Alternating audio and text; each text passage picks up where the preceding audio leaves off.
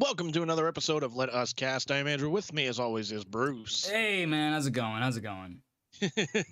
Like I said off the air, man, I've never been so positive to be so negative. Yeah, tell the good people what's been going on in your life, man. Well, we had that Lucy football moment that I've always like dreading. Oh, look at him, so adorable. Ready for story mode. Look at him, he's so adorable. Here's the story of the three bears. Oh man. No, so little backstory. I have the mentality in my life of like anytime something good happens, be it something big or something small or whatnot, I always have this little like feeling in the back of my mind. It's like, you know, something bad's gonna happen. It's like, dude, dude, if I won like Powerball or Mega Millions or something like that, fucking camera. Like if I won Powerball or Mega Millions, you're trying to smack me around. Yeah. But no, I have the mentality of like let's just say I won like Powerball or Mega Millions for like a good chunk of money. My next thought goes to, well, something bad's gonna happen. Like I'm gonna win Powerball or something like that, and then the next day it's gonna be like, hey, you have testicular cancer, son of a bitch. Oh my gosh. Yeah. Or, you know, hey, congratulations on winning Powerball. By the way, Bruce is dead. Like, what the fuck? Yeah, seriously. So I always have that mindset. And, like, things have been kind of going good. Like, you know, had a good time on Thanksgiving. You know, job hasn't been a total pain in the ass. I grew up in a home. You know, I think I've been a little bit more positive than I've recently been, you know, partly because my fucking hockey team's finally getting their shit together and fucking winning. That helps. Yes. That helps. So I was hanging out with a friend of mine last night, and then I get a text from her this morning, basically saying, "Hey, so I tested positive for COVID." I'm like, son of a, there it is. Almost like Larry David, like, found it. There it is. There it is. We found it. Yeah, so yeah, I was just like, you know what, man, 'cause I was doing good. I watched this movie I hadn't seen in like I don't know how long, because I bought the fucking DVD because it's not streaming anywhere. And I felt fucking positive. I'm like, this is great. Then I get that text message like, yeah. So I'm like, well, shit. I'm out running errands and whatnot. I'm like, God damn it. Pick up a couple COVID tests while I'm out. So now my mom and I had to get tested, which both, thankfully, both fucking negative. Well, good. Yeah, which is very, very good. Especially because you got the holidays coming up, you know? I mean, we just had Thanksgiving, but, you know, Christmas isn't that far. I mean, you got enough time that you'd be fine, but the way things are spreading. Exactly. Yeah. I feel like so many people are coming down with it right now. Like I was telling you off the air, I know like a handful of people as well who've been coming down with it, and it's just like, or at least, I may not know them, but like I've heard of people like by extension that have come down with COVID, and it's just like it seems to be ramping up right now. It makes sense. I mean, everybody's getting together for the Thanksgiving and holidays and stuff. So yeah, and I mean the weather's colder and whatnot, and you know. But and it's also for everybody. It's like, oh, you know, come on, it's just like the flu. It's fine. I'm like, well, I don't want to get the fucking flu either. I still don't want to get sick. Yeah. I still don't want to get the fucking flu. Yeah. Yeah. It's bad enough walking around fucking Walmart seeing people like in their pajamas and shit, and people of Walmart and shit. But I don't want to go there with like my fucking nose running like a faucet and possibly going like, I'm gonna have to shit any second now. Like, just walking around. Oh my Oh god. shit. That happened to me the other day. Actually, I was out. I forget what I was doing, but like I had to go to the market, and like I was running around the market, and I was like, I can hold it. I'll be fine. I take like 2 steps in the door, and I'm like, I'm not fine. I'm not fine. I'm telling you right now, the minute you die, that's gonna be your epitaph. Like, yeah, I can hold it. And then an ellipses, and then on the other side, no, I can't. No, I can't. I was wrong. I was so wrong. Just the other side's gonna go, well, shit, that didn't work out. It's just a poop emoji with a middle finger. It's not even gonna be your name. It's gonna be like, here lies poop emoji. yeah, really. He was the shit. The drizzling shits. God damn, it's the drizzling shit. His mother's a whore. Oh man. Yeah, man. And it kind of figured too, like getting that text message about COVID and whatnot. Because like this morning I had sent you a link to a news story with Billy Sheehan basically saying like, hey, I go back on tour next year. We found a drummer. Mm-hmm. And I'm like, well, there's another good thing. Where the fuck is it? Like any minute now. Like, yeah, man, I'm pretty stoked about that, honestly. Like, you honestly got me kind of into Mr. Big, and I wouldn't say like I'm a huge fan, but I'm definitely a huge fan of Paul Gilbert. Like the solo stuff that you turned me on for him was like crazy. So yeah, I'm pretty stoked about it too. Yeah, I think a good comparison would be like Mr. Big to me is like Rush to you. Yeah. Yeah. So like I'm not like a huge fan of Rush. I like Rush, but I'm just like, all right, I can take him or leave him. Yeah. You wouldn't turn them off if they're on the radio, but you're not going to like go actively seeking them out. Yeah, and I think they're all incredible musicians, absolutely. Mm-hmm. But, is it my thing? Yeah, not really. Yeah. But I can each a cup of tea, good sir. Yes. Now stick a scone in your ass. Tim Chim. Oh gosh. I don't know, maybe he prefers a biscotti. You look like a biscotti kind of guy to me. Once baked. I think he wants extra almonds on it. He looks nuts. Oh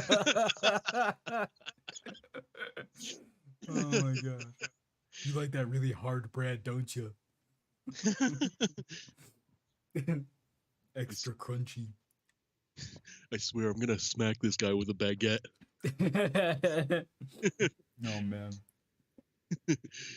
That reminds me. I didn't tell you about this, but there was this funny thing on, I think it was TikTok or something. This French guy, originally from France, he came over here and he had his first date with an American woman, and he goes, and I sit down, and the first thing she's like, I ask her name, and she says, I think her name was Rebecca, I forget, but first of all, he makes fun of her name, and I was like, dude, not cool. He's like, Rebecca, whatever.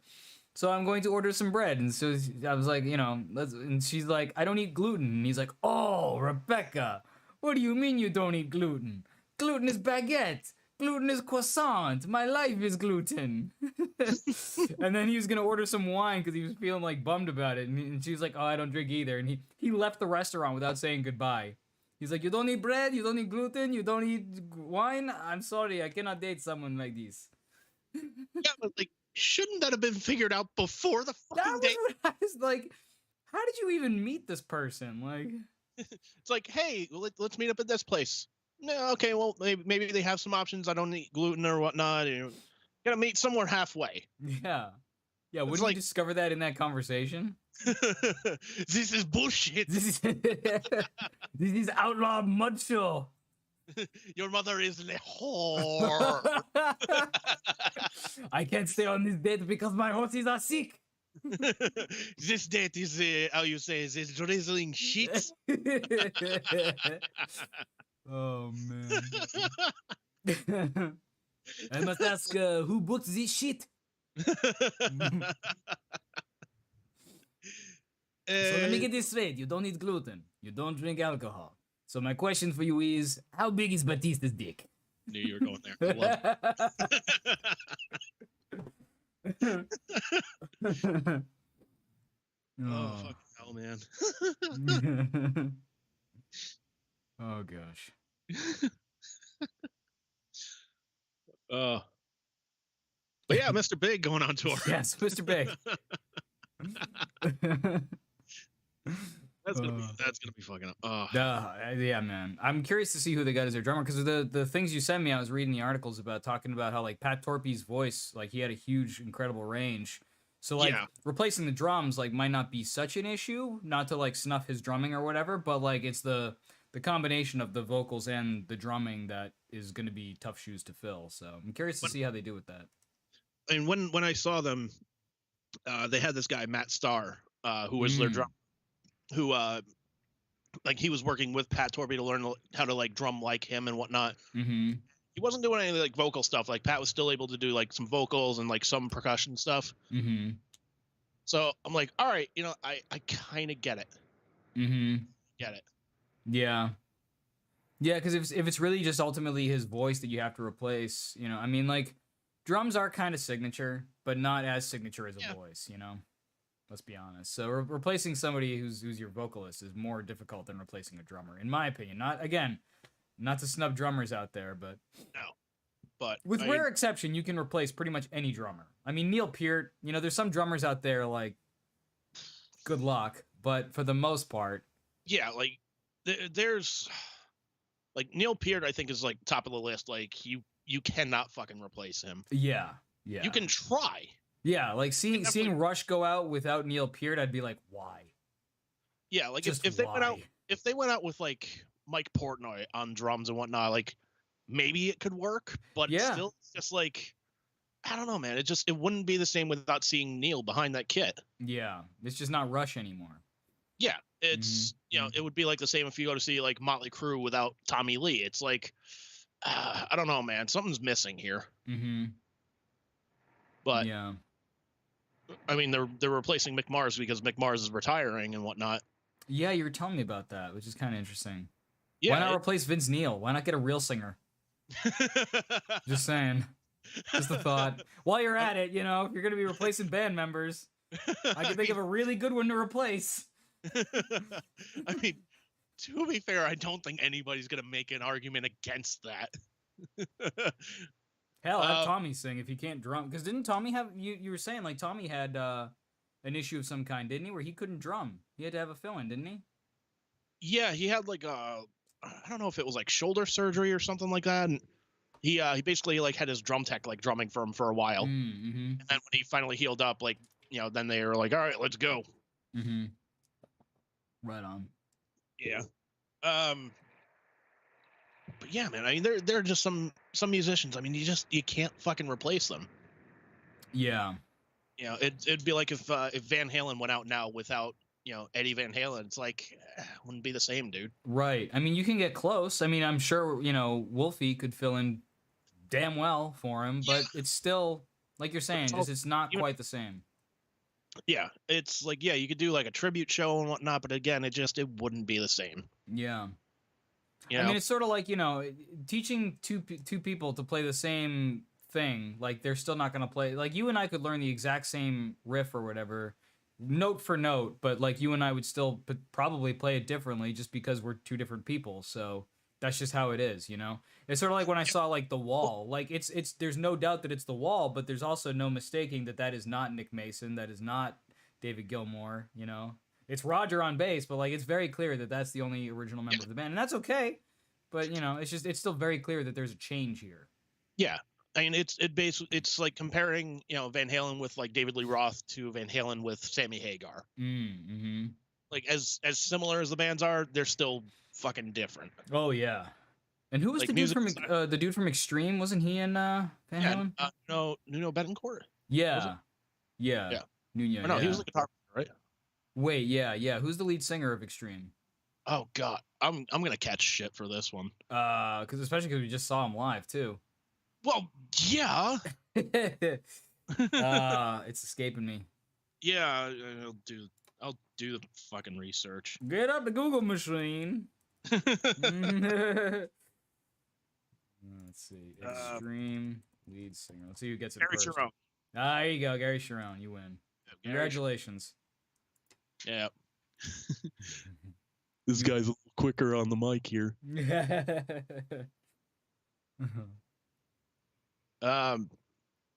Yeah, man. So it'd be interesting to see them without Pat Torpy. Like, thankfully I was able to meet Pat at like a VIP thing that they did years ago. And I mean, dude was an absolute fucking sweetheart. You know, would stand around and talk with everybody for a little bit and whatnot, sign autographs, pose for pictures and shit. And like, just genuine seemed like it seemed like, you know what, this guy, if there was like the heart of the band, like, it's him. That's why, to me, honestly, it was so shocking, because I think even like when we saw Eric Martin, didn't he make a comment or something to the effect of like Mr. Big isn't the same without Pat, so to go out with him would be sort of weird, and like I don't know, I just thought there was some of that floating around. So then to hear like, hey, we're gonna go out without Pat, I was like, I mean, that's cool, but like, I didn't see that coming. Well, the thing is too, like, after Pat had passed away, Mr. Big had some tour dates in like Southeast Asia or something like that. And like the gigs were already booked, so they're like, look, we're committed, we have to do these. So they just had Matt Starr, and even Eric was saying, like, you know, sometimes I turn around and look at the band and whatnot, and it just felt so different. It just didn't feel the same without Pat there. Yeah, so I was surprised to hear that they're gonna do it, but I'm still looking forward to it. What you drinking there? Some Zevia? Oh yeah, energy! Yay! Nice. So, but yeah, man, if they come around nearby to us, man, like we'll do VIP, man, because like mostly because I would like to see what it would look like if you shit yourself in front of somebody. I will bring a second pair of pants that day. It's just gonna be like, hey Paul, what's going on, man? This is my buddy Bruce. Hey Bruce, how you doing? Sploosh. Where's your bathroom? Either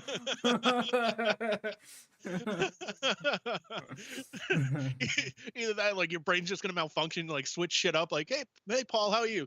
Good, man, how you doing? How big is Batista's dick? And he'll be like, what? He's like, what the fuck? Honestly, that kind of happened with me with Bret Hart, like, because he was asking me stuff about like what my favorite match was, and I was giving him all the wrong shit. Like the picture that I had him sign up behind me, like it's the wrong play. Like I told him the wrong play. Like just everything that I told him was so wrong. Like I felt like such a douchebag after. I was like, this guy probably is like, this guy's a fan? Like, no way. Bret hasn't forgiven you.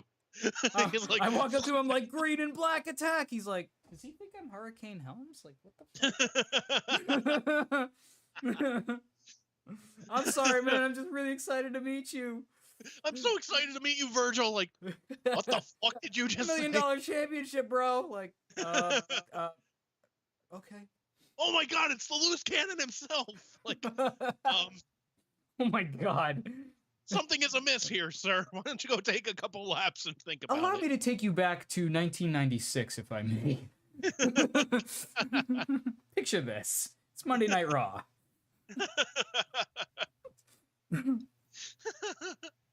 Oh, man. But yeah, he was like, what's your favorite match? And I think I told him the Wembley one, which honestly is a good match, but I just don't know if it's my favorite match of his. And just like I said, just that would be the same thing with Paul Gilbert. Like, what's your favorite song? I'd be like, Tom Sawyer. He'd be like, well, yeah, it's a good song. Yeah, got no problem with that. But no, man, it would definitely be cool to like see them touring again, and you know, if they make new music, that would be fucking awesome too. Yeah, I was gonna ask you actually if you think that maybe a new album is gonna come along with this or not. I mean, possibly, because I know Eric Martin wasn't like 100% happy with the last album that they did. Oh, really? Yeah, because like the only problem with it, he said, was, you know, they had 7 days to essentially record and like edit everything. Holy crap! And they did that, and he's like, yeah, there are some songs on there that are absolutely spectacular, and I fucking love them. But he's like, the album as a whole, he's like, I think if we had more time, we could have done a lot better. Mm-hmm. And like, you know, he's not wrong. I mean, you know, give somebody enough time, and they'll create a fucking masterpiece for you. Yeah. You know, was it a bad album? No. Could it have been better if they had more time? Sure. Mm-hmm. You know, that's like saying, you know, hey, if these two wrestlers, if they had like another 5 minutes, they probably could have turned out a classic. But you know, working with what they got right now. Yeah. And if I understand correctly, because I was doing a little bit of reading about it too, didn't the last album didn't really feature Pat so much on drums, right? Because he was already at the point where like he couldn't play so much, right? Yeah, like he was doing like minor percussion stuff, like if you hear like a shaker in a song or something like that, like that's him. He was doing like background vocals and whatnot, and he was like coaching Matt Starr how to play like the drums. Like, all right, do this, dun, dun, dun, dun, dun, essentially just doing that. Mm-hmm. So. So if they were able to do it then, I mean, I'm sure they could pop up. Although, you know, as we've seen before, just because a band goes on tour, it doesn't mean that, you know, they necessarily have to have a new album coming along with it. I mean, Aerosmith, you know, I mean, plenty of bands. Aerosmith, Rush, you know, throw a rock, you'll hit a band that did a tour without a supporting album. You know, Tool, like, plenty of bands. You don't need a new album to do it. Although it would be kind of cool to see what they come up with. Yeah, it would definitely be cool to see what they come up with. I know, like Billy Sheehan and Paul Gilbert, like they're always fucking writing shit. So it'd be kind of cool to like see what they can churn out and whatnot. But it's also like there are some bands like Aerosmith or Kiss or Rush or whatnot, like they don't need a new album. Like there are some bands like, yeah, they could probably use a new song or two, whatnot. Yeah. But you know, there are some bands like they don't need it. Yeah, their catalog is so extensive that it's like we could play 5 nights in a row, 3-hour shows every night, and not repeat a song. Yeah. Know? Like that kind of band. And Aerosmith and Rush, the bands you mentioned, Kiss, they're all that kind of band where they could totally do that kind of thing. Yeah. Now, would all of the songs be like killer? No. You know, because I mean, let's face it, you know, I'm sure Kiss and, you know, even, you know, they all have their stinkers, you know. If Rush went up there and did like, what is it called? Tai Shan or whatever it was from Hold Your Fire, like they'd be like, boo, but... Yeah, but still, I mean, it's... But they could do it. But it would still be interesting to hear some songs that they haven't played live before. Like, you know, is Aerosmith going to throw the song Critical Mass in their set anytime soon? Probably not, but it would still be cool to hear that. Yeah, I love that song. Yeah. Yeah. I was really appreciative on the last tour that Rush did that they brought out Losing It. I didn't get to see it live, but they did it in like some particularly poignant places, like in Toronto, their hometown. Losing It is a pretty depressing song about like Ernest Hemingway and a dancer or something. And it's basically about like when you get to the point in your life where like you've had this skill or this ability or whatever, and you come to a point in your life where now you can't do it anymore. Because like Hemingway, for example, was supposed to write like a letter, I think it was. He was an author, in case you weren't aware. But The Old Man and the Sea, sir. Yes. Okay, cool. So he was supposed to write a letter to somebody as like a response, and it literally like took him days, and he got to the point where he was just so depressed because it's like the thing that I used to be able to do, like I can't do it anymore. So anyway, the song is all about like once having the ability to do it and not having it anymore, and like what is your life now basically. And they didn't play it at all ever since it was released, ever, not once. And then on this tour they played it on like 3 different dates, including on one date with the guy who actually performed it on the record, which was really cool. So nice. Yeah, it is cool to hear something. Or Xanadu, which they don't whip out very often because it requires 2 double neck guitars. So they whipped that out the past tour, and you know, like you're saying, it was cool to hear like all these random gems that like you never hear, and all of a sudden it's like, ooh, that's cool. Yeah, but it's also in the sense of like like a concert, like an Aerosmith concert, for example, is like a radio station in the sense of like majority of the people they're like, well, I don't want to hear this song or that song. Play Walk This Way. Like, all right, for the 5 billionth time. Yeah. It's I don't know. Like, I think like one of the cool things that Kiss did like on their cruise is like sometimes they'll play like the songs that have never really been played live before. Like I remember they would do like an acoustic set or something like that, and they would play some stuff from The Elder. Oh, that's cool. Yeah, is The Elder a good album? No, it's not. But it's still interesting to hear some of the songs on there. But yeah, you know, it's still like interesting. It's like I want to hear those songs live because they've never been played live before. Like I want to hear them. Yeah, why not? You know, well, because you've heard Detroit Rock City, you've heard Rock and Roll Night, you've heard all these tunes over and over again. Yeah, Deuce, Strutter. Why not hear something different? Yeah, like spice it up a little, Dark Light, or spark it up with Mr. Speed or something. Yeah, anything. Yeah. I'm sorry, Bruce. I can't do that. The fans must get what they want. And the fans don't want the elder. They've spoken loud and clear. So I had another random idea of something that I would do if I'd won Powerball. Oh, okay. All right. I would pay Paul Stanley to essentially re-record some like famous lines from movies and whatnot. Like, picture him in 2001: A Space Odyssey. Like, open the pod bay doors, Hal. I'm sorry, Dave. I can't do that.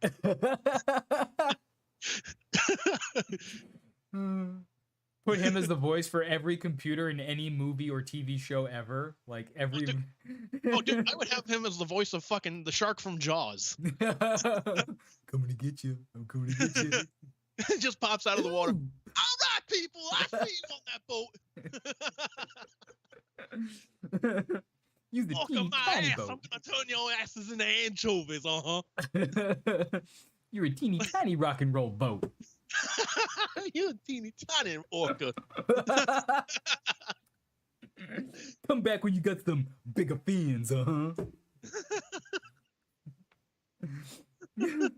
Why don't you blow it out your blowhole? Your blowhole. I can't speak. Your blowhole? Oh my god! Like, I just have him record like just like little snippets, just individual lines from movies. Just, shit, I would watch this so fucking much. I'm surprised. Like, does he do a cameos or anything like that? Because if they don't, like, they could make bank doing that kind of stuff. Especially from people like us who just want to hear Paul Stanley say anything.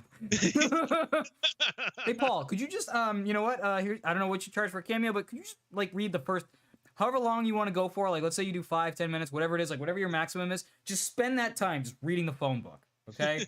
And when the 10 minutes is up, that's fine. Just end the video. You don't even have to say goodbye. Just read the Mr. Smith 972. I'd be like, You picture like, hey Bruce, you got a new cameo. Like, oh geez, what's going on? Hey Bruce, it's Paul Stanley. It's story time. It was the best of times. It was the worst of times. It was the kiss of times. I do not like green eggs and ham. I do not like them, Sam. I am. I do not like them, Peter Chris. I am. You're laughing like you would fucking buy that. I would. I really would. That's the sad thing. Shut up and take my money. Hey Bruce, this is a message from your pal Andrew. He says your mother's a whore. I'm like, fuck, pay him extra for that. Yeah, really. Take it. Oh my gosh. That's amazing. Have him sing like nursery rhymes, like twinkle twinkle little star. Oh man. That would be fucking great. How great would that be to just have like a cameo service where somebody just insults somebody else for you? That would be Holy great. shit, dude. Like that'd be fucking like I would pay for that. I think you just stumbled upon a new invention. A new event, well, a new business, yes. A new invention. No, like the technology already exists. Well, true. You've got a new business venture at your hands, sir.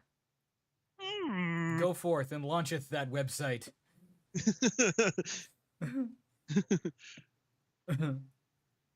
I was like, my buddy Corey had this idea for a website he told me about. He was like, it's going to be called protips.com. You go to protips.com and you get a professional tip about something, whether you want one or not. Yeah, it's like, I need some advice, a pro tip from a lawyer. And it's just the clip of like Jim Carrey from Liar Liar. Stop breaking the law, asshole! Yeah, exactly. There's your pro tip for the day. Exactly. I mean, he's not wrong. I got him 10. But no, you really think about it. Like, there's so many websites out there for you to get like revenge on people. Like, you can mail like a glitter bomb, or like there's a website you can literally mail somebody a box of like gorilla shit. Yeah. And I'm like, oh fuck, that's genius. Like, there have been so many bosses in the past. I'm like, shit, I want to do that, but I'm like, I'd probably be #1 suspect right up there, man. See, my issue would be more like, well, let's see. Do I go with the gorilla? Do I go giraffe? What is the most appropriate shit for this occasion? Like, I'd want to get in touch with the two websites. Like, any way we can combine like the glitter bomb and the gorilla shit. Gorilla glitter shit bomb. That'd be fucking great. Oh my gosh. There was one boss I actually thought about doing, like either sending him a glitter bomb, or there was like a website you can mail them like a bag of gummy dicks with a message just saying "eat a bag of dicks." I'm like, well, that would be great, but I'd like to send them like actual dick if possible. Well, there is a like a British dessert or something called spotted dick you could send them. Yeah. I don't know what it actually is, but they might actually enjoy it for all you know. I think it's probably some kind of pudding, but no, I'd rather nah. Like you, nah, cause like I said, man, like I'd be #1 on the suspect list. So all I'll say for right now is I hope the guy is, you know, trapped under ice. Oh my gosh. Get the old John Madden treatment, like, here's a guy that can go fuck himself. You piece of shit. Oh man. Football.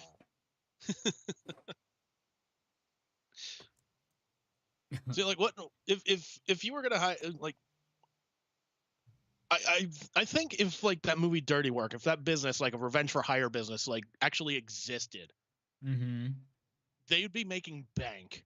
Oh yeah. Oh yeah. They'd also be getting sued out the ass, but Well, yeah, but so maybe they wouldn't be making bank because with all the lawyers' fees and stuff, they'd have to offset it somehow. I don't know. Maybe they can, I don't know, claim that they bought Twitter and just count it as a business loss. Just file for bankruptcy. Write it off. Yep. Oh man. Shit. No man, fuck. Well, let me ask you this: like, who would you want to hire to do like a like an insult video or whatever? Like, if you let's just say it is a real thing, and you're gonna hire somebody to do an insult thing to somebody. It doesn't even matter who it is, but like, who would you want to have insult somebody? Somebody believable, obviously, like somebody that could probably follow through, like if shit went even more south. This is the part where the voice in the back of the Bruce's head is just like, they have a service like that. They're called hitmen. Yeah, seriously. Like, shit, right? The business. I don't know, man, but I would love to just be able to pay like any celebrity, like, hey, can you tell this guy to go fuck off for me? Like, okay.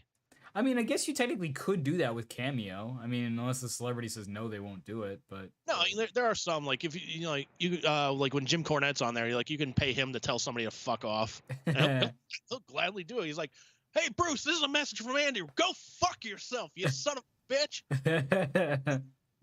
Goddamn. You know who I would do? I would probably pick Sheiky Baby. The Iron Sheik? Yeah. Oh, I'm sure he would do that, no problem. Like, hey, Sheik, here's $50. Tell that guy to go fuck himself. You're a fucking asshole. I break your back, make you humble. Fuck the Hulk Hogan. Brian Blair. No good son of a bitch. Oh man. Yeah, I mean, Sheiky Baby would be classic, you know. Oh, how would it not? Oh man. So, well, no, I'm in this like chat group on like Facebook Messenger with a couple other people, and somebody actually posted a picture of like a Thanksgiving message Iron Sheik did. Oh no. Quote: Happy Thanksgiving to all my American fans, except that piece of shit Hulk Hogan. You can go fuck yourself forever. It's all in fucking caps. It's all in fucking caps. Oh my god. That is amazing. Like, I don't know if he's tweeting himself or if he has somebody else doing it. Like, all right, Sheik, what do you want to tweet today? Fuck that asshole Hulk Hogan. All right, fuck Hulk Hogan. Another day, another fuck Hulk Hogan. Yep. Like, the streak's up to about 56 days in a row of telling Hulk Hogan to go fuck himself. But hey, I guess it's your dime, right? I just love that he's still bitter about shit. Like, to this day, he still hates Hogan's guts. I mean, to be fair, a lot of people hate Hogan. So. Well, yeah. Well, you know. Well, you know.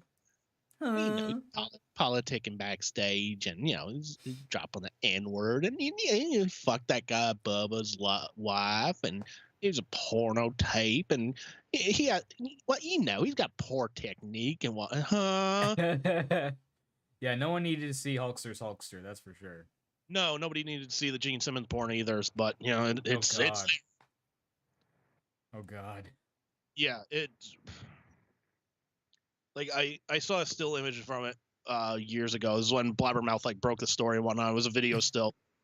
Yeah. And it dude, did you ever see two turtles fuck? Yes, actually. That's pretty much what it looked like. It was like that's it.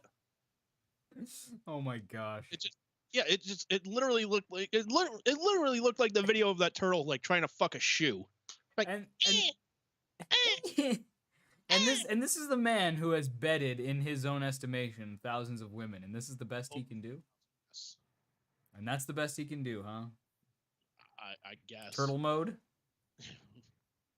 Yeah, actually, there's a band from Tewksbury back home ways that they were called Diphthong, and that the album art or whatever of one of their demos or EPs, whatever it was two turtles having sex, and one of them had a little speech bubble coming out of its mouth that had a diphthong. Huh. It's pretty funny. I mean, if you're going for an album cover, I mean, two turtles fucking, I mean, why not? Exactly. And it was the EP that had the dick song on it, which is hilarious. The dick song. Yeah. I got a dick, a little dick. Now my dick is good. I got a dick, a little dick for you. Hilarious. The verses are just nonsense, and then the chorus is just the guy singing about his little dick. Bob Dylan is impressed. I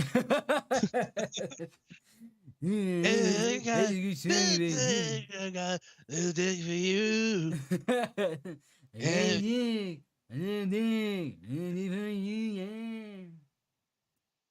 Hey, Bruce. Oh no.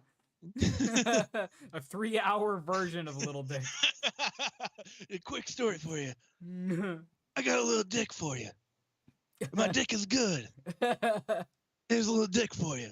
I'll give it to you on the dock. Speaking of which, I went to the docks, and there's an old man there. He said, Bruce, let me give you some life advice. You got a little dick. It means you got a little dick for everybody. And a little is better than a lot. Oh, man. Boy, what the hell are you smoking? Oh, shit. Dude, holy shit. I just got some inspiration. Holy fuck. Uh-oh. I saw it happen, too. Yeah, you just like... Yeah, I just saw your eyes go like, bing. like, I saw that little twinkle in your eye. Yeah. Oh, gosh. Dude. All right. Recording Paul Stanley's voice over a movie. I'm doing the entire movie. Paul Stanley is RoboCop. Just dead or alive, you're coming with me. And I do mean coming. I see you coming hard over there. Oh my gosh. Like, put him away, Chief. What did he do? He's a cop killer. I would absolutely fucking do that. Like, if I get someone, but it's not RoboCop. Yeah. Yeah. You're looking for someone, but it's not Officer Murphy. See, like, I guarantee you, if I gave Paul Stanley like $500,000, just be like, dude, all I want you to do, go into a booth, re-record these lines for RoboCop. You'd be like, okay. Probably, yeah. Easiest more money I ever made. Yeah, seriously.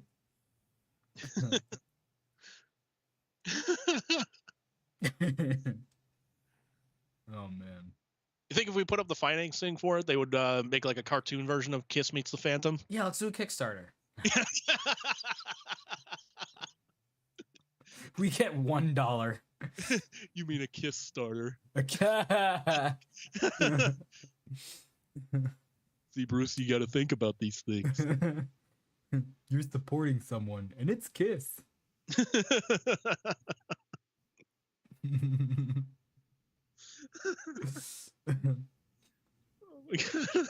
would be the fucking greatest ever. Oh man. Or a movie that's like completely starring Paul Stanley, like Paul Stanley in every role. Jaws, starring Paul Stanley and Paul Stanley and Paul Stanley and Paul Stanley. Paul Stanley is Don Quixote. I'm Don Quixote. Paul Stanley is the Minions. Oh my gosh. My destiny calls and I go. Oh, dude, even better. Paul Stanley is James Bond. Shaken, not stirred. Stanley. Paul Stanley. Child. Star Child. Agent 00 Kiss. And 006 is played by Peter Criss, the guy who betrays Bond. Damn it, Peter! Like, I always knew it would be you. Yeah, like he's like Peter Criss is the agent that goes rogue and yeah, exactly. Ace is what's his name there? The guy who Donald Pleasance played, Blumfeld, I think it was. I don't know. You know what I'm talking about? I know. The guy who inspired Dr. Evil. It was the same like getup. He had that gray like whatever you call it. He had the scar honestly, on his eye. He had the cat. I'll be honest, dude. I have never seen a James Bond movie ever. Not one? Not one. Wow. I mean, I'm not like a huge James Bond guy, but like I do like them. They're pretty good. Yeah, I've never seen like closest that I've come is like I've played I played GoldenEye for N64. Well, yeah. I mean, who hasn't? Well, yeah. It's like nobody playing his Odd Job. Yeah. Yeah. You didn't get through the 90s without playing GoldenEye on N64 at some point. And then there was a PlayStation game we played in college. I forget which one it was, but it was based on one of the Pierce Brosnan ones. Oh, okay. I don't remember that one. I remember that because who was it? I think it was that guy Mark when he was like the RA. Oh yeah, he just got married. Oh, congratulations to him. Yeah. But no, I remember he was doing like a video game contest or something like that with like the residents on his floor and whatnot. It was like you, me, like a couple other people. It was like some snowboarding game. Like, all right, whoever gets down the hill the quickest, you win. Mm-hmm. And like PlayStation 2 game. I'm like, okay, cool. And I ended up fucking doing it because I found this like shortcut to like jump over this mountain, save like 30 seconds. Completely by accident. I'm like, oh shit. Let's keep going. That's awesome. Yeah, I forget which one it was, but it was a cool game. But I digress. But yes, Paul Stanley is James Bond. Holy fuck, I would love to see that. Oh yeah.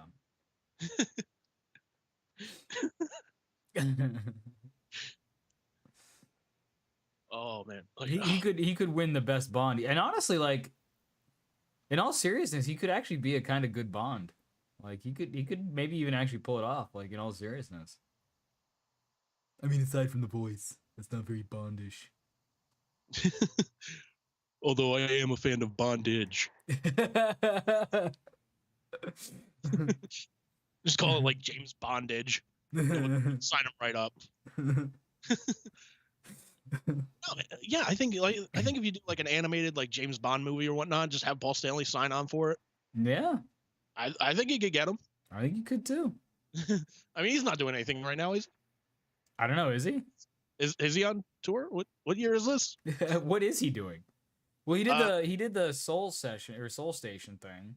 Yeah, he's gonna do that after Kiss is done, which I think Kiss is touring for like another year. I think. Oh, so he hasn't gone on tour with the Soul Station yet? I think he did like a couple of dates like when he first started, but other than that, he's just like, nope, just going with Kiss, and then afterwards, I think he's gonna do more with that. But I mean, dude, get him. But I mean, dude, get like make an animated James Bond movie. Paul Stanley as the starring lead in that. I'm like, make the movie like maybe 2 hours. Mm-hmm. You could knock his vocals out in like 2 days, if that. Oh yeah. Like easily. Especially because he's used to like being in a studio and all that kind of stuff. Like I'm sure he could hammer it, no problem. Although voice acting's a lot different than singing, but still. Yeah, but it's also like, all right, like it's Paul Stanley, like we can get everything we need in like one fucking take. Like we're That's good. true. You guys sure that was a good take, Paul? Every take with you is a good take. We're gonna nickname you One Take Paul because that's all we need. You know that's not what the ladies say. We know they call you Mr. Speed. We got it. We can brag about that there, Mr. Speed. Anyway, back to the lawns.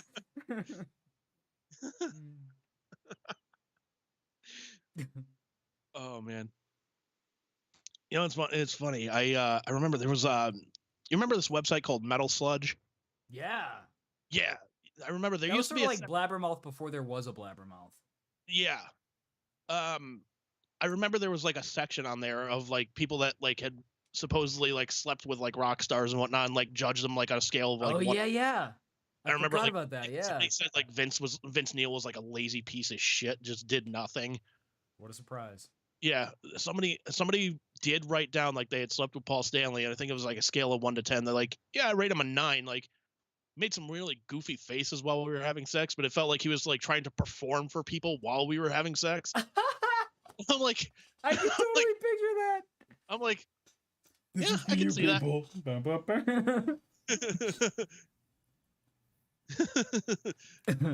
You're sucking on someone, and of course it's Kiss. Oh man, I just picture him like mid blowjob, like reaching for a switch and like turning on a fog machine or some shit. Like there's like lights going behind him and shit. Strobe lights. Oh my gosh. He just grabs the guitar, he just starts doing a solo on the job.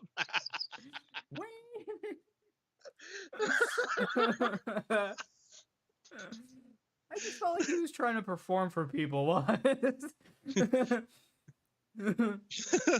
He just opens up a curtain. There's like a stadium of people. All right, people, we're going to Detroit, fuck city. Oh man. The girl's just like, why did I agree to this? How did I get here? What happened to my life? What did I sign earlier? Oh man. Oh, Paul, if you ever watch this, I love you for that. Oh shoot. So, all right, here's a good question for you. Let's say you won Powerball, you won a good chunk of money, and one of the things that you want to do is you want to like finance like an animated movie or something like that. Ooh. What property are you going with, and who you having as your star? Does it have to be animated? Yeah, just because like live action would Make be it easier. Yeah. Okay. Animated movie. Well, I would probably want to pick something that's kind of difficult to do with live action, first of all, because you know, get the most bang out of your buck, right? Well, that's the purpose of animation. You can do whatever the fuck you want. Right. So get the most bang out of your buck. Don't do something, you know, like I don't know, something too easy. Actually, I just got done reading the Ernest Shackleton story, Endurance. I've read it a couple times. That would actually, I mean, that's a great story, period. But that would make a great like dramatized movie if they haven't done it already, and that would be a prime candidate for animation because there's stuff in there that would be really difficult to do practically. So, and as for my star, I don't know. That's tough. Well, let's see. Honestly, who's that guy who played Bond and who's the most recent Bond? Craig? No, his last name's Craig. Daniel Craig. Daniel Craig. Yeah. I'd go Daniel Craig as Ernest Shackleton. All right. Yeah. I have no idea what that book is, but all right, let's put it out check there. it out, man. All right. So just to quickly summarize it, in 1915, Shackleton, an Englishman, and 26 other individuals set out for the South Pole. Their goal was to be the first party of people to walk across the South Pole.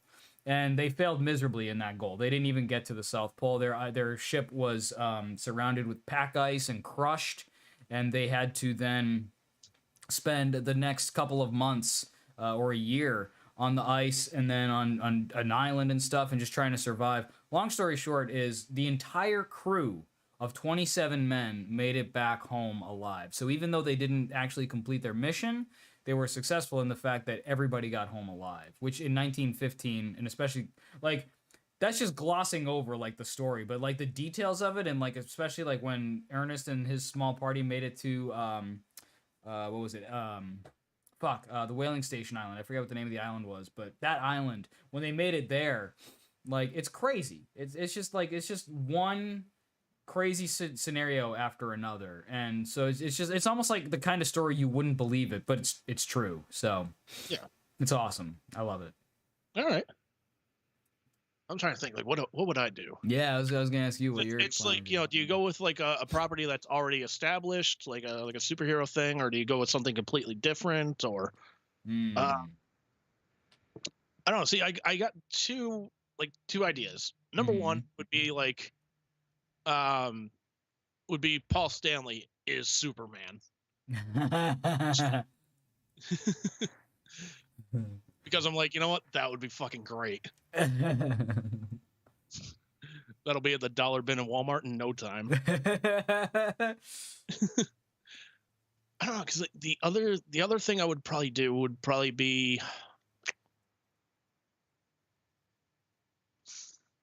I don't know. I think I would want to adapt McFoley's first book. Ooh, that'd be good. Like with McFoley, obviously, because you can get him. Right. Yeah. Yeah, you can get him. That would be a good one too. I was actually thinking about that book recently. Like, I wish I still had my copy of it. I don't know whatever happened to it, but man, I'd reread that again in a heartbeat. I loved all three of his books, but in my opinion, the first one was probably the best. Dude, I have a copy of it. I can let you borrow it. Oh, right on. Yeah, I would love to borrow and reread it sometime. So that'd be cool. I'll let you borrow Endurance. Well, just be careful with it because it's signed. So. Oh, of course, yeah. Well, yeah. What you know. You know. Well, then shit. Maybe I don't want to borrow it to read it because I don't know. I don't want to fuck it up. Nah, I trust you. All right. Andy, your book is sick. Have a nice day. Motherfucker. And that's when you call up Jim Cornette and you're like, can you tell my friend Bruce to go fuck off for ruining my book? Yeah, you ruined my Mick Foley book. Can you just tell him to fuck off? Just call him whatever you like. You have carte blanche to call him whatever you want. Just like, here's $100. Just go nuts. Bruce, I think the worst thing I could call you would be Vince Russo.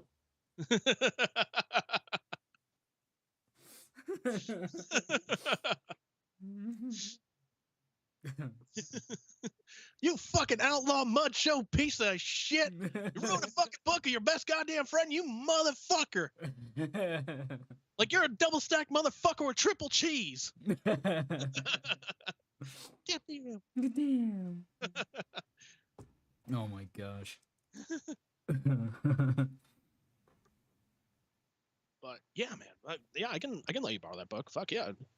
It was I mean, it was just a great book. I remember like not being able to put it down. There's very few books that I've had in my life that I've like literally had trouble putting down, and that was one of them. Yeah. I gotta let you borrow that Zach Levi book, man. I think you would enjoy that. Is that the one you bought for Steph? Yes. Oh, right on. Yeah. I'm not sure if she's still working on it. I'm not sure. I haven't talked to her about it recently. All right. Well, either way. we've been a lot of our conversations lately have been on like logistics as far because like holidays, like figuring out what we're gonna do for Christmas, and we got birthdays coming up, and just like it's that time of year, man. Everything's going crazy. Yeah, I mean, I got to figure out like when the fuck I'm gonna get up there to see everybody and like drop the gifts off and whatnot. Because like I'd rather just like deliver them in person, see you guys and whatnot. Yeah, I'd rather that too, man. Yeah. Plus, my gift for you is coming to me first anyway. So like I was thinking originally like, oh, do I want to ship it to him or like I was like, no, because I kind of would like to like see you in person and give it to you in person. So Yeah. what day is Christmas on this year? It's a Sunday. That's kind I of don't. lousy. I was gonna say I don't know. You're the fucking Catholic here. Christian, not Catholic. Yes. Well, you know, half a dozen one, you know, 6 of the other. Well, it works like this. So, what is it? A square is a rectangle, but a rectangle is not a square. It's sort of the same thing with Christian and Catholicism. A Catholic is a Christian, but a Christian isn't necessarily a Catholic. You're welcome. Yeah, but here's the thing: if you take a rectangle and you cut it in half, you got 2 squares. That's true. Well, it depends on the size of the rectangle. Because a square is literally 4 equilateral sides. So if it's a particularly long rectangle, the rectangle could be like this, right? Yeah, and or all of a sudden, it's not. It could be like this. It could be like the song and be a small rectangle. I got a rectangle, a little rectangle, and now my tangle's good. Or if you want to be an asshole, you can cut that rectangle, you know, on an angle like that, and you got 2 triangles. You want to hear what the Dick song sounded like? It's not copyrighted or anything. No. No. I can play it. No. Although I only know the first verse, so. And you know what? We should do something that I mentioned doing. But one of the reasons I haven't mentioned it recently is because I was thinking like it would be kind of cool to come up with a prize. But like I talked about like playing wrestler theme songs and seeing if you can guess them. And then if you guess like a certain amount, like I'll send you a prize or something. Yeah, we get like 3 out of 5 or something like that. Yeah. Yeah. I mean, it would be a lot more fun if there was like a listener, but you know. Yeah. But you know, c'est la vie. Which, by the way, if you like the content of this show, you know, hit the old subscribe button there. Hit the doobly-doos. Hit the old subscribe button, leave a comment, tell us you love us, because we love you. And if you don't like it, hit the like button twice. Yeah. And if you don't like it, Bruce's address is...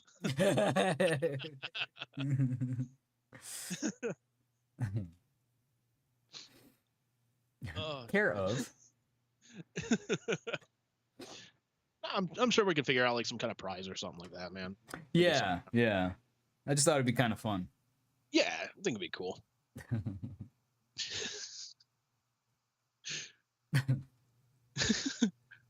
Dude, Paul Stanley is Shazam. Yeah? Dude, no. I'm saying like he's Billy Batson and Shazam. Like Shazam. And his voice is exactly the same. Like he doesn't even change it. Doesn't change at all. Even as a little kid, she's there. Or no, how about even this? When he's Billy Batson, he's talking like this. Normal Paul Stanley. Shazam. All right, people, I'm here to fuck shit up. He goes stage voice. He goes stage voice. That's brilliant. We gonna fight some crime today, All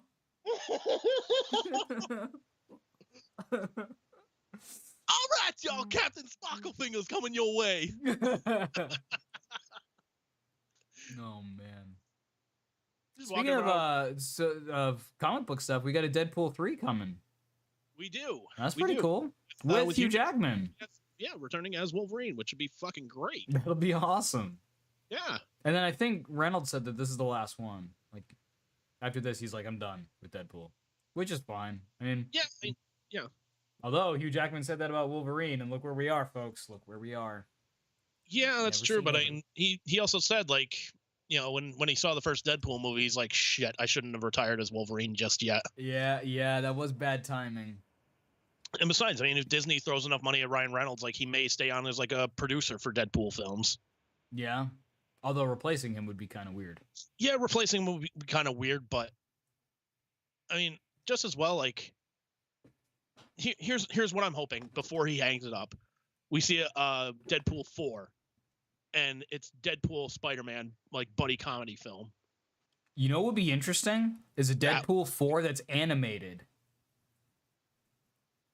Yes. And maybe do like a Into the Spider-Verse with Deadpool involved. Like a Miles story. Because we've got enough Peter Parker, man. Yeah. Like, but still, it's are there any other stories with Miles involved, or is it just the Spider-Verse one? It's just the Spider-Verse one so far. See, that's... In my opinion, that's a missed opportunity, because I feel like that was a great story. It took me forever to watch it, and you were like, dude, just go fucking watch it. And then I did, and I was like, I see why. It won an Oscar for a fucking reason. Go watch it. Yeah, I was literally sitting there watching like, this is the perfect Spider-Man movie. Yeah, it was awesome. It was beautiful. But like to not do anything more with that character, it's like, you're leaving money on the table, man. But no, it's also one of those things of like, okay, how many times are we doing this whole Spider-Verse thing, like the whole multiverse thing? It's like, I mean, it's already fucking played out. Like it's been done in like Spider-Man cartoons. It's been done in the comic books. It's been done in the movies now. It's been done in the movies twice. Well, I don't mean like they have to literally do like the Spider-Verse like concept, but like involving Miles Morales in the story with Dead, like, and then that like wraps up Deadpool's story, but also helps propel the Miles Morales storyline. That could be kind of interesting. I don't know. It could be kind of interesting, but it's like, all right, well, who do you get to play live action Miles Morales? Well, no, yeah, I would think we would do this animated. So you could Ryan Reynolds could even come back and not have to play him like in the suit. He could just do the voice, and whoever played Miles comes back again and does the voice again. I don't even know who it was though, to be honest with you. Samik Moore was the guy that did the voice of Miles Morales. I know because fucking met him at Comic-Con. Nice guy. Nice. What was it?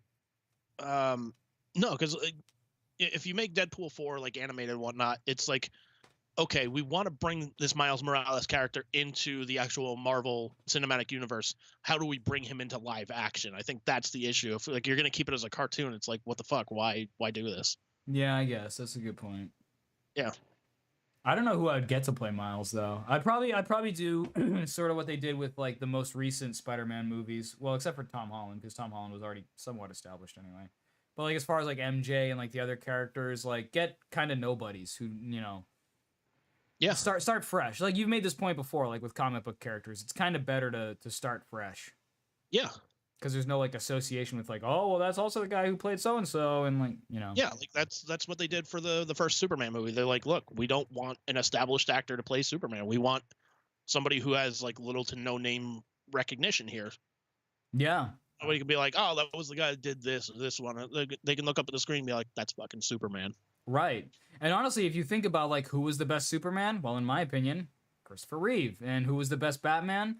The one that nobody wanted to be Batman, Michael Keaton. The people looked at Michael Keaton, they were like, him?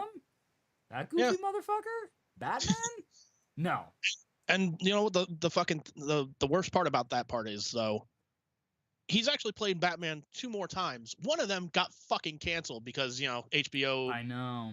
Is whoever the fucking Warner Brothers Discovery, they're just like, yeah, this Batgirl movie's like 90% done. Like, yeah, we're done. Yeah, and there's still no explanation for that, right? Just they're just like, no Batgirl. Yeah, they're just like, yeah, no Batgirl. We're just gonna write it off as a tax loss. Must be nice. Yeah, must be really nice. Fucking pricks. I would still really like to see that movie. I'm not like a huge Batgirl fan or whatever, but like still. Yeah, am I? But still, like to see, you know, Michael Keaton. Like, here's the thing about it that really fucking like crawls up my ass and dies is you're canceling Batgirl for whatever reason, but you're still going ahead with the Flash movie. Yeah, with Miller the way they are. Like, yeah, we've talked about this. Something is askew here. Yeah, where that wait, the person playing Flash is transgendered, right? Transgender, non-binary, I think is the proper term. Non-binary. Yeah. Okay. Because I don't even remember their name, to be honest. I don't remember their name or their pronouns or any of that. Ezra Miller. Ezra Miller. Yeah. Ezra, is that a male name or female name? I don't even know. Ezra. It's a male's name. I don't know. I don't know. Do they go by he, she? What do they go by? They, them. They, them. Okay. So, yes. Like, yeah, it's pretty fucked up if your star is, you know, committing some atrocious shit and you're still going forward with the movie. And then in the meantime, you've got this Batgirl flick, which is no one attached to it as far as I know, has any kind of controversy. It's like, yeah, we just don't feel like it. Like, yeah. What? And it's like, dude, if the movie is good, like people will go and see it. Like fucking Brendan Fraser was supposed to be in it as what the fuck was it? The Firefly or something like that. Like some really? Yeah. That would have been interesting. I'm really glad Brendan Fraser is back, man. I gotta say, like it's really cool to see him in interviews and being happy and shit. Like you can tell that he's sort of like he's the dog that got beat, you know, and you can tell. Like, he's seen some crap, you know, you can see it in his eyes, right? But, like, it's so good to see him back at it again. Because I like Brendan Fraser. I mean, he was in some really weird and goofy stuff back in the day. And, you know, he was in a lot of, like, stoner comedies and shit. But Encino also, Man. Oh, no, was yeah, that yeah, Encino Man. Yeah, Encino Man. There was, like, some... Biodome. Wasn't he in Biodome? I don't think so. No. George of the Jungle, though. George of the Jungle, the Mummy movies. The Mummy movies are my guilty pleasure, especially the first two. After that, no. But, like, there's something about those Mummy movies that I'm still like, yay! Yeah. Oh, shit, what was that other movie? There was, like, some movie where, like, he was, like, a kid that, like, lived his life in a bomb shelter for, like, 30 years, never, like, ventured outside of it because, like... really? Yeah, like, his parents thought, like, you know, we're going to nuclear war with Russia or something like that, and they just stayed down there. They had, like, no communication with the outside, and, like, one day kind of opens the vault and sees, like, everything's fine and whatnot. I think it was, like, him and I want to say it was, like, Alicia Silverstone were in that movie. But I forget the name. If you remember the name, put it down in the comments. Let me know how much of an idiot I am. Or you can email us at letuscast@yahoo.com. Cheap-pop, cheap-pop! And yeah, I do honestly kind of want to see that movie, The Whale, because it's getting a lot of hype. But yeah, but I'm kind of afraid that, like, movies like that they can go either way. Either they're worth the hype or they were really not worth the hype. But yeah, but I don't know. It seems like it would be worth it. Yeah, I mean, it's also cool to see him doing, like, other projects. Like, he's in that TV show Doom Patrol. Based on DC Comics. Yeah, he plays Robot Man. But, like, the important thing is that he's happy. Yeah. Yeah. Yeah. Like, he's like, he seems like a good guy. Doesn't seem like a guy that would just, like, mentally, like, freak out and, like, rob a bank and then, like, you know, go on top of a building and, like, jack off onto the police or something like that. Like, he just seems like a good guy. Yeah. You know, and that's, like, for anybody, like, the important thing is be happy.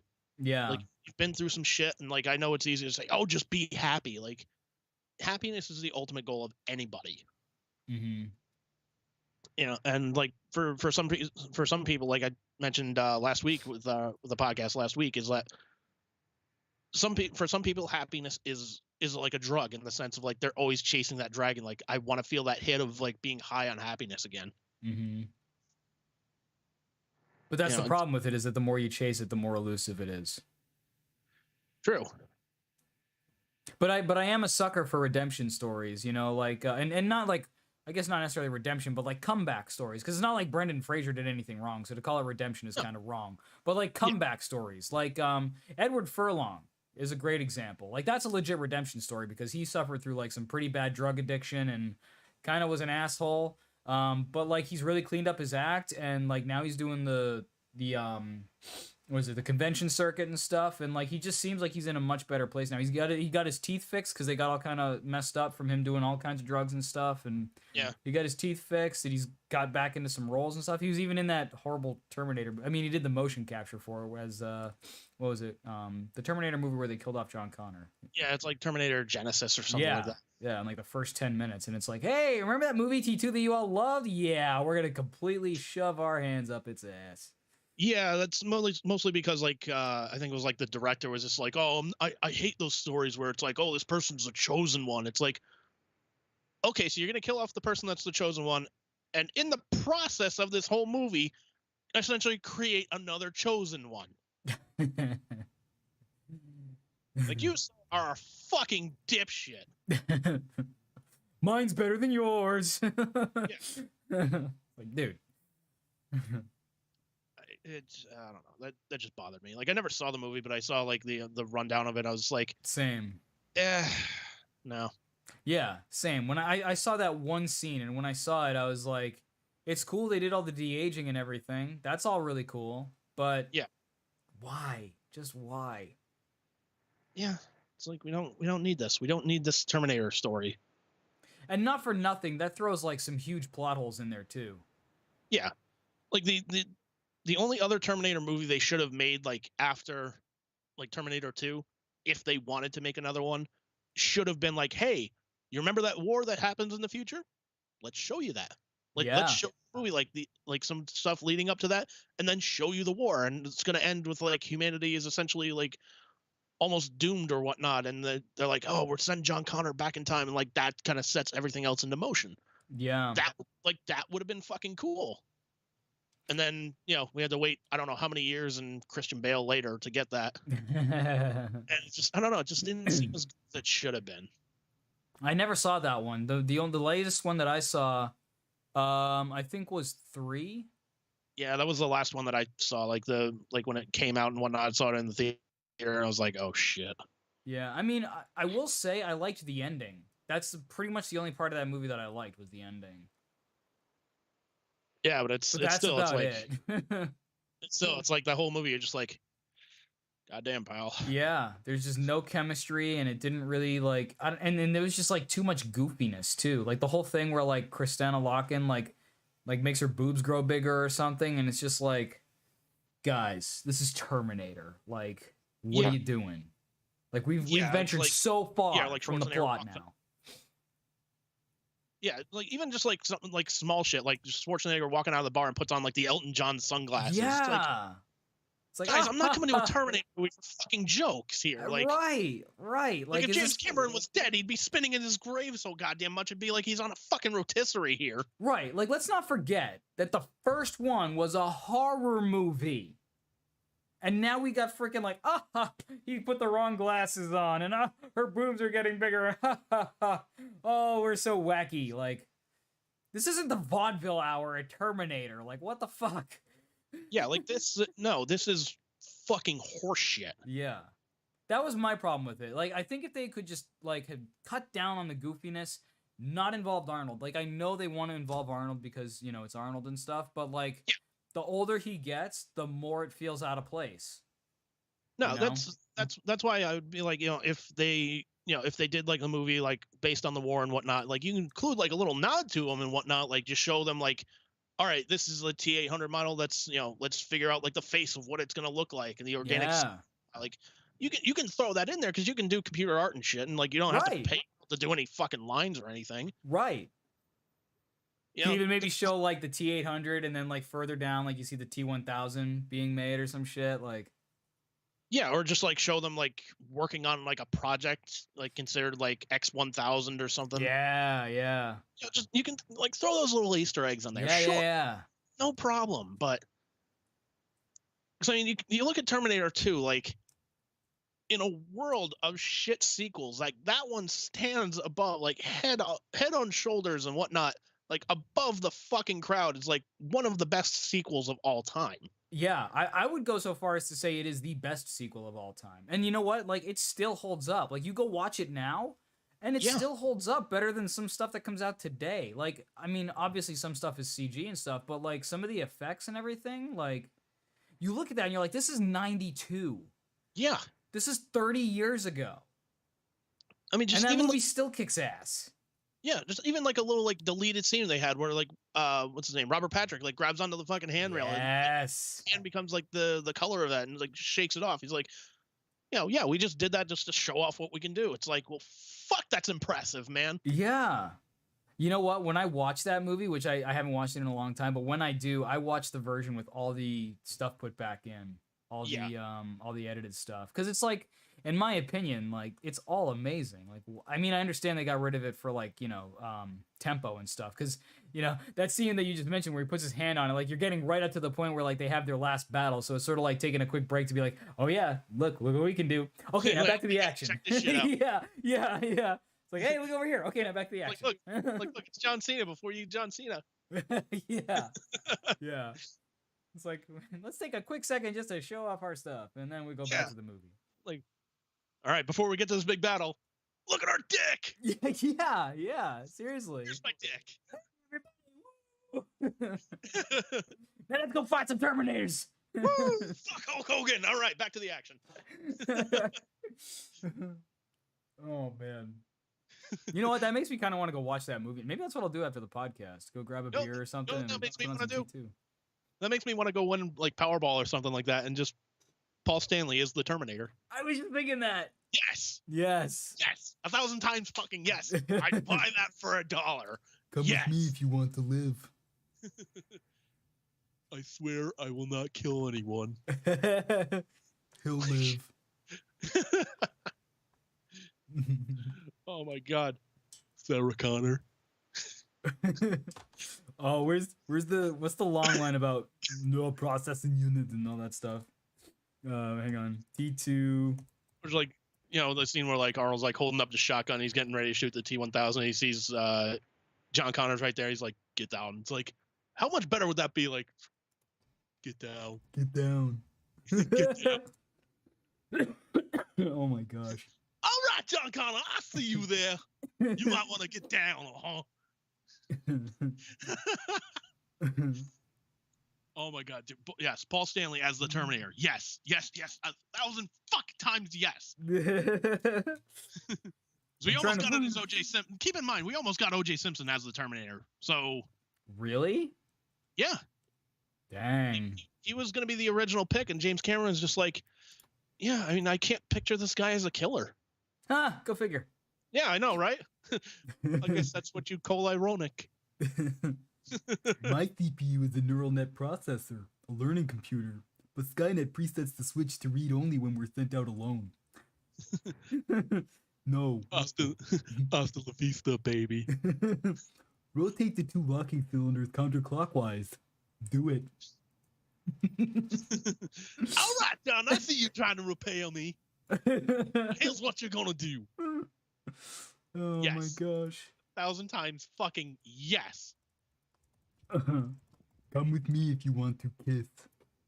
It's like, dude, the weird thing that got me like on this fucking kick of like, holy shit, I want to see Paul Stanley doing this was God, I forget when it was. It was years ago. There was like a CGI like internet like kind of like cartoon show kind of thing called Kiss Immortals.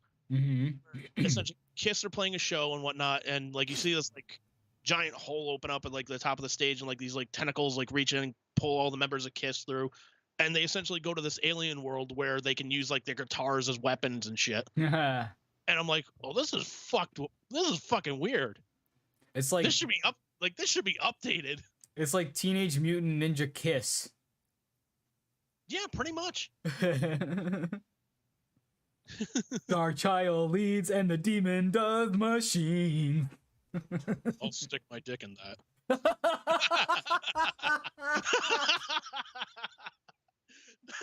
Yeah, and it'll look like this.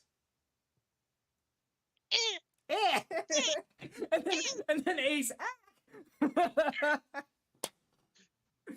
Oh my gosh. Like Ace is just sitting by with popcorn going, hey, I don't know why I'm here either. Peter Criss is drunk again. Ace Frehley thinks he's a plumber now. Yeah, I play a fish. I play a bass. Oh my gosh. Yes. I'm also a plumber. That'll be fucking great. But yes, that needs to be updated. Hell yes. It also kind of reminds me of that game that we used to play. Was it Psycho Circus or something? Yes. That was actually a pretty good game, honestly. That wasn't bad. It was a first-person shooter based on the Todd McFarlane comics and whatnot. Yeah. It wasn't bad. No, for what it was. Yeah. I mean, when you say first-person shooter that's based on Kiss, you think, ooh, that's going to suck. And then you play it, you're like, ooh, this actually doesn't suck so bad. Yeah, I mean, all right. It's not bad. It's not bad. Could be worse. The weapons were a little weird, but I mean... Yeah, just like their special weapons and whatnot. Like, I think... Yeah. Gene's, I think, was like a flamethrower, or keeping with the whole dragon theme and demons. Like, I think Peter Criss's was like a spear, like he threw in, there were like sonic waves that came up. That was the worst one. Like Ace, I think, created like a black hole or something like that, and I forget what Paul's was. Wasn't it just like a sword or something that did something? I don't know. For all I know, it could have been a fucking glitter gun or something. I don't know. I don't know why, but I thought you were gonna be like, it was a glitter dildo. I don't know. Double-ended glitter tennis dildo. Just comes up to you with like a purple glitter dildo. It's like Gucci Gucci goo. Smack you in the chin. Oh, you dribbling a little. Oh my gosh. Who wants a sword fight? You can call me Blackbeard. Oh my gosh.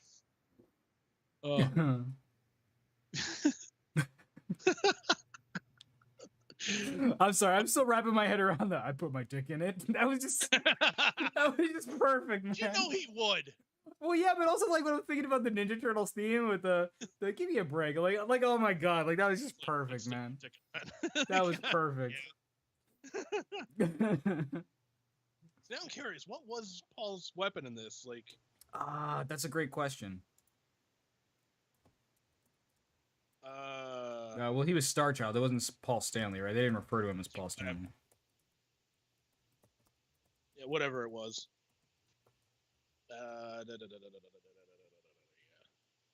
Twister? Twister? That's what it says. I don't think that's right, though. What the hell? Wait a minute. Psycho Circus. Star. Just fail in real time. Exactly. There's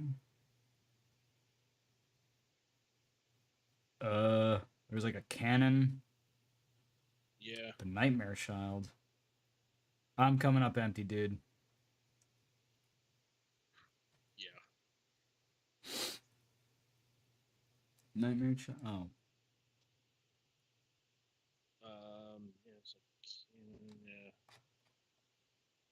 Yeah, I fucking, I don't even know. Yeah, I'm coming up nothing. If Yeah, you know, send us an email to. Leave us a comment. Yeah, like there's just. I have no idea. Yeah, I got nothing. We'll probably have it for you next week. Who gives a shit? Or you know what'll happen is once we're done with the podcast, like we'll hang up. I'll be going about my business, making dinner or whatever, and I'll be like, oh yeah, shit. Oh yeah, those fucking throwing stars, man. Get back on the podcast. We gotta tell the people. This is imperative. Like, Bruce, no, it's not. Go to bed. It's like 3 in the morning. I'm like, Andy, guess what? Like, I don't care. It's like, Bruce, it's 3 in the morning. What did you stick your dick in? Like, that's besides the point. We'll get to that. There's more pressing matters right now. Oh man. Oh shit. All right, man. I think we're gonna wrap it up there. Bruce, you got anything to plug, man? No. Once again, I will plug. Well, I say no, but then I'm yes. I will once again plug Artist Works because I have to submit my video to Paul, but like that's really been really cool to be able to have those at my disposal. So, as a matter of fact, I got an email the other day reminding me to send a video to Paul. So that's gonna be my task for this week is to get a video together to Paul. Do it today. Go for maybe. it. Yeah, maybe. Yeah, do it today. What do you got going on? Fuck it. True. Good point. Fuck it. Oh man. How about you, sir? What have you got to plug? I don't have anything to plug except for you go on Facebook or YouTube, search Dr. Finnegan's Sideshow Circus. Ah, nice. Yes, good old Billy. Yes, going on tour again. They think they were just in Oklahoma City, so check out the touring schedule, buy a shirt from them, and check them out. They're fucking awesome. And there's something else I wanted to plug. I forgot what it was. Fuck it. Don't worry. But that's going to do it for us this week on Let Us Cast. I am Andrew. And I am Bruce. We'll see you cats next week, man.